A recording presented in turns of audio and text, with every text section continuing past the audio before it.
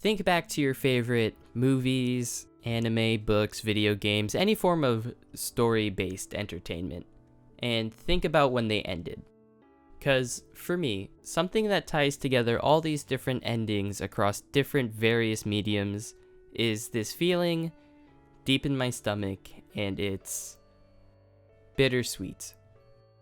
Because, on one hand, I'm glad I've gotten to take part in everything that this story had to offer.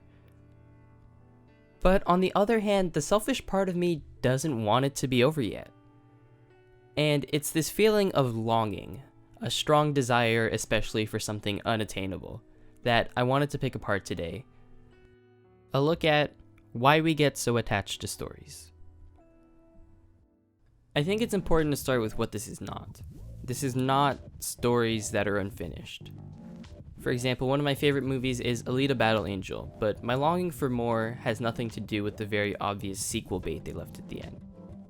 If you were an Attack on Titan fan circa 2013 to 17, then that's also not what I mean, because for as long a wait as that was, it's not a desire for more because it's finished, but they're just taking a god-awful long time. For the purposes of what I'm talking about today, I just want to look at things that are entirely complete, start to finish. Now, unless you're One Piece, everything has an ending. So the biggest question to answer is, why do some leave us wanting more? Except there's no one-size-fits-all answer. What makes someone miss even the same story can vary person to person. So rather than going on a wild goose chase looking for a goose who doesn't exist, I want you to answer the question for yourself. And to do that, I've devised a group of metrics that, through the lens of them, will help you better understand where along the way did you start to get attached to the story. The IKEA metrics start with investment. All forms of story have a sort of entry fee, if you will, in the form of time. Like, you can't just absorb Tokyo Ghoul. If you don't make the conscious decision to pick the book up and set aside the next X amount of time to reading it, then it's doing nothing for you. There's a shift, however, that happens when a story goes from requiring time from you to something you actively look forward to spending time with. At the time of writing this, the 2020 fall season of anime is wrapping up. In no particular order, I watched Talentless Nana, Haikyuu to the Top, Adachi and Shimamura, Jujutsu Kaisen, and Akudama Drive. Of those, only Jujutsu Kaisen is getting a second core, so I already get tinges of that longing feeling that I'm losing a part of something I look forward to on a weekly basis. Thursdays were Akudama Drive, Adachi and Shimamura and Jujutsu Kaisen were Friday, along with Haikyuu, who I would watch with a friend, with Talentless Nana rounding off the weekends on Sundays. Granted, of the parameters I set, Akudama Drive is the only one that's truly finished. The rest either have a manga or light novel counterpart, with more to be adapted. But I think time investment is the one metric that can exist outside of the story the most. Especially with either currently airing shows, like in the example I just gave, or massive undertakings. Lockdown in my state started sometime beginning of March, which just so happened to coincide with the release of Persona 5 Royal. So in the middle of a pandemic when I never left my house, let alone my room, for being honest, days usually started and ended with the Phantom Thieves. 100+ hours in, when that final palace was taken down and those credits rolled, I kinda just sat there in a daze. For a lot of reasons, but in terms of time investment, the biggest thought in my mind was, well, now what? Whenever I had a free moment, my mind would first jump to playing P5R, and even when it was over, I think there's still a part of me that subconsciously did. Y'all ever seen the movie Good Boys? If you haven't, I highly recommend it. It's fucking hilarious. But there's this scene where one of our main boys is being sat down because his parents are getting a divorce, and immediately his mind jumps to, can we still watch This Is Us together? And what about Taco Tuesday? And I don't think that beating Persona 5 and getting your parents getting a divorce is by any means a good analogy, but I kind of think I'm already in the middle of making it, so I hope it gets the point across. Okay, you know what? Pivot. You ever been to Disneyland? Or, like, been on a vacation, been to an amusement park, and, like, you wake up and you're like, wow, I'm in Disneyland. I'm so excited to ride Space Mountain. and then you go do your Disneyland stuff, and after you come back home, you wake up and you're like, man, I miss waking up and going to Space Mountain. And there's just a part of you that after you invest time into something wants to invest more time into it, and it sucks when you don't get that part of you fulfilled. You know what I mean? The other side of the investment coin is how much were you personally invested in what was happening. It's a very blurry line between this and our next IKEA metric. Just think of this as investment part 2, immersion. Did this hold your attention from start to end? Were you thinking about this story maybe in between episodes even? Did the words on the page become a movie in your head type thing? I absolutely ate up the first 6 volumes of Inspector, more or less equivalent to what the anime adapted if I'm not mistaken. Iwanaga is one of my all-time best girls, not to mention her relationship with Kuro. Steel Lady Nanase was such an interesting concept as a villain, and how they were going to take her down had me theorizing. And when they finally do, it was such a novel concept, that one I hadn't really seen before. But once that arc resolved, the next 2 volumes were comprised of a bunch of short one-off stories, rather than an arcing narrative. And they're all fine. I still really love the characters and the world, but my level of investment definitely took a dip as a result. Immersion in this sense can be a really volatile metric. Like, one minute you're in the middle of the most epic fight scene and it's got you on the edge of your seat. The next episode is all cutaway for a flashback, and it's just not as fun anymore. Tokyo Ghoul Re, having been passed the baton by the really mediocre Tokyo Ghoul Season 2, or Route A, started off strong because I was really invested in the Quinks squad, but then they started throwing just a real shitload of characters your way, and I had the hardest time staying immersed, because it was like every other scene I was asking myself, wait, who is this again? Or like, should I remember you? Were you in Season 1? In the IKEA metrics, our E stands for engagement. The big question to ask yourself is, what parts of the story was I most engaged with? Like, think of your favorite show. Initial reactions might be to say you liked all of it, but give it a second. Think critically about if there were any parts in particular you find stand out the most. Going back to my Haikyuu example and the friend I watch it with, we both equally love Haikyuu, but we engage with the show in different ways. His favorite character is Kageyama because he finds the character development and the character dynamics just really engaging for him. I like the one who spiked the ball and go, hey, hey, hey! Because I found all the good boys to be such good boys, and I thought that was a lot of fun to just watch them have fun. And I think that's really indicative that we can both equally enjoy the same anime while finding ourselves engaged in 2 totally different parts, neither of which were primarily volleyball, by the way, just fun fact. And engagement extends way beyond just characters.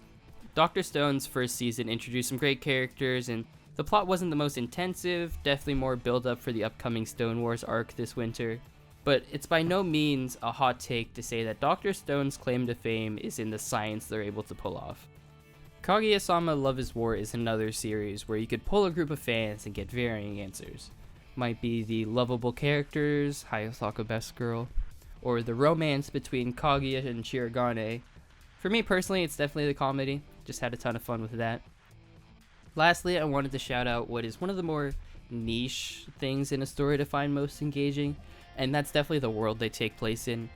Witch Hat Atelier, alongside its great plot and characters, has such an interesting world and magic system. I won't get into it here, I have a whole video dedicated to the magic if that's something you'd be interested in checking out. It's just so cool to me that something like the world and its mechanics, that, at least in my mind, is a very secondary thing to the primary parts of a story and its narrative, can, if written well, be one of the most engaging parts of a story. The final IKEA metric is attachment, this being the culmination of all the other IKEA metrics. After investing time and making it something you look forward to putting time into, immersing yourself in the story, finding parts of or even the whole narrative just super engaging, what have you become attached to that, when it's over, you will feel the absence of? For this, we turn to the Cowpea flowchart. Now, what is the Cowpea flowchart, you may be asking yourself? Well, the patent-pending Cowpea flowchart is a handy guide that will hopefully help you categorize why you got so attached to a story. We start by defining the ending into one of two categories: conclusive or ongoing. Conclusive endings are ones where the story ends with the narrative being told. Astra Lost in Space, a story about being lost in space, ends when they're no longer in space. King's Game, a story about the King's Game, ends very good when they beat the King's Game. Okay, one more. Children of the Whales, a story about the Children of the Whales, ends without a season 2. What's the deal there, Netflix? Let's get on that. That came out a while ago. Anyways, what really makes a conclusive ending is, well, it's not an ongoing ending. An ongoing ending is best defined by the feeling that even though a story is ending, life will still carry on for them. A la Wreck-It Ralph without the fourth wall break. Fun fact, this video originally started as just about Beyond the Boundary. And at the end of both the anime series and the subsequent movie sequel, we got glimpses at what every character was up to post the events of the story. And this was where I got the idea for this video, because especially after the sequel movie, every important plot thread had been tied up. The climax had reached a satisfying conclusion. So why am I still left sitting here wanting more? I watched Beyond the Boundary in July, and I didn't make the video at the time because I think I was too busy not working on the Soul Eater one. But I was recently re-inspired from finishing the Haikyuu manga, which, man, left a big ol' volleyball-shaped hole in my heart. And they did a similar thing to Beyond the Boundary in giving us a look at what all the characters were up to after the main story. However, for we'll round up to an ambitious 2% of you who have seen Astra Lost in Space, you'll know that Astra Lost in Space also features a montage of what our crew was up to after losing themselves in space. So what gives? What makes that a conclusive ending as opposed to an ongoing one? And the answer to that will lead us right back into attachment, engagement, and into the rest of the patent-pending CowP flowchart. If you think the ending was an ongoing ending, then you were most attached to either the world or the people of the story. This is why, even though Beyond the Boundary wrapped up so neatly, I still longed for more because my attachment was overwhelmingly into the characters. Put aside all the plot details, I just wanted to spend more time with them. That, fear of missing out FOMO feeling. All the Haikyuu boys are probably going to play more volleyball and get into more fun antics, and I want to be there for it. If you haven't caught on to what I'm saying yet, let me remind you. These stairs, your name. I rest my case. Soul Eater, for as much as I loved also the characters, the world of Soul Eater, and specifically the Weapon Meister system, is such a novel concept that I really enjoyed, and I think it's gonna be hard to ever see that replicated again. Or, what better an example of attachment to the world than Monster Hunter Generations Ultimate? Or, Worlds, I guess. Immersing yourself into a land where you have to gather tracks to hunt a huge dinosaur down at the risk that, at any point, you may very well run into a fire-breathing dragon who isn't gonna be happy to see you running around his turf. Or maybe you take advantage of that. You lead the dragon right into the dinosaur and boom, they're having a turf war. A special shout out goes to video games and gameplay, one of the most direct ways to truly immerse yourself into the world. Despite being awarded Best Narrative, I found myself with mixed feelings over the story of The Last of Us 2. I don't know if I'd ever replay it just for that aspect, but damn, did I want to hit New Game Plus, because the combat of that game is just a real boatload of fun. But if you're here and feel like I haven't described the story you're thinking of, then it probably falls in the EA section of CowP. Spoiler alert, it's in the game. The true benchmark of a conclusive ending is that when the curtains close, the story left you with something you'd be hard-pressed to find anywhere else, and that's going to be in either the adventure or the emotions. I'm using adventure as sort of a catch-all term for the plot and narrative. It's why I consider Astra Lost in Space a conclusive ending, not an ongoing one, despite seeing the characters literally living on past the plot. Because that's what had me so engaged, the planet hopping and the mystery to it all.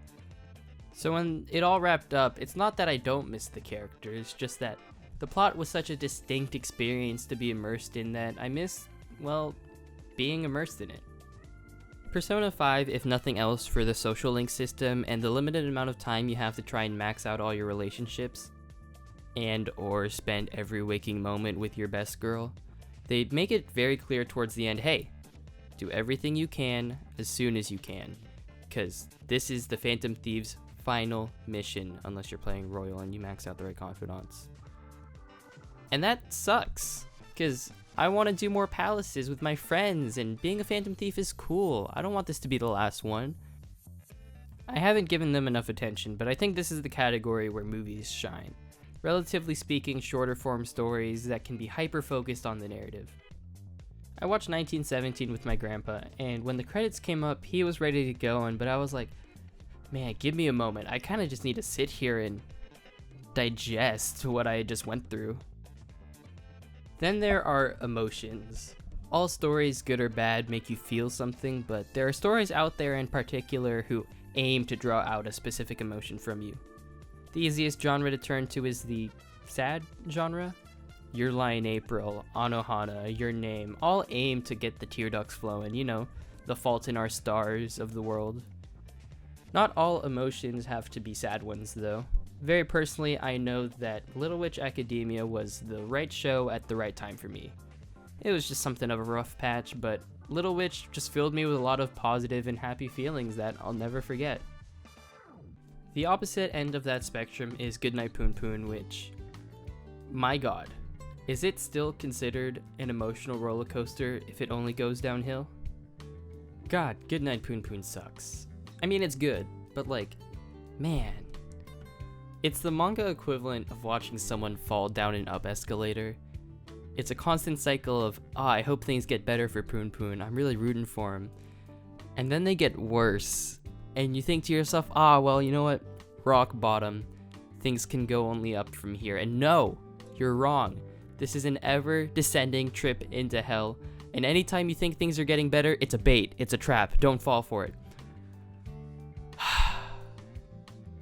But it's really good. When I first started writing this video, I was looking for an answer.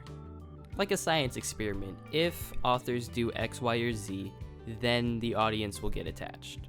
But what I quickly came to learn is that just doesn't exist. It's just too deep in the realm of subjectivity.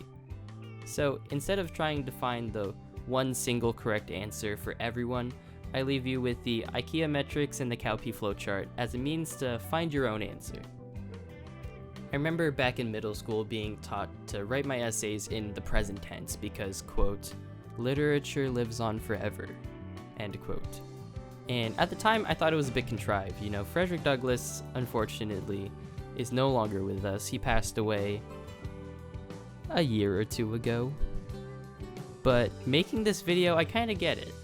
After investing time and engaging with a story, you'll grow attached, and whether the world and characters really do feel like they exist past the plot, or just that the story has made itself a home in a special spot in your heart, these are stories that live on, and why we get so attached.